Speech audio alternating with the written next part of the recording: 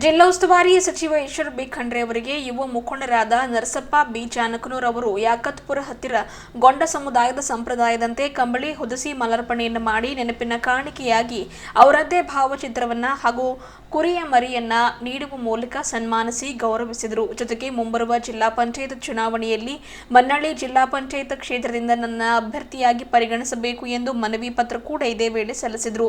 ಈ ಸಂದರ್ಭದಲ್ಲಿ ಹುಟ್ಟು ಹೋರಾಟಗಾರರಾದ ಜಿಲ್ಲಾ ಗ್ಯಾರಂಟಿ ಸಮಿತಿ ಅಧ್ಯಕ್ಷರಾದ ಅಮೃತರಾವ್ ಚಿಮ್ಕೋಡಿ ಹಾಗೂ ಗೋವರ್ಧನ್ ರಾಠೋಡ್, ಉಮೇಶ್ ಸಾತೋಳಿ, ರಾಕೇಶ್ ಸಾತೋಳಿ, ಪ್ರಭು ಯಾಕತ್ಪುರ್, ನವೀನ್ ಓಂಕಾರ್, ಮೇರಜ್ ಸಾಹಬ್, ವಿರ್ಶೆಟ್ಟಿ ಪಾಟೀಲ್, ಜಗ್ಗು ವರ್ಮಾ, ವಿಠ್ಠಲ್ ಭಂಗೂರೆ ಹಾಗೂ ಯಾಕತ್ಪುರ ಗ್ರಾಮದ ಗ್ರಾಮಸ್ಥರು ಹಾಗೂ ಹಲವು ಗಣ್ಯಾತಿ ಗಣ್ಯರು, ಸಮುದಾಯದ ಮುಖಂಡರು ಉಪಸ್ಥಿತರಿದ್ದರು.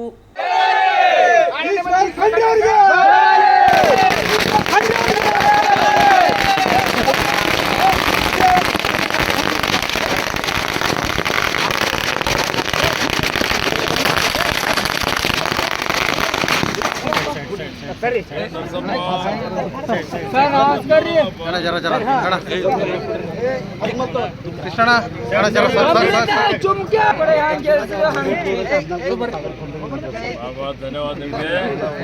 ಜೋರ್ದಾರ್ ಕೆಲಸ ಮಾಡಿದ್ರು. ಈಶ್ವರ್ ಖಂಡ್ರೆ ಅವರಿಗೆ ಜಯವಾಗಲಿ.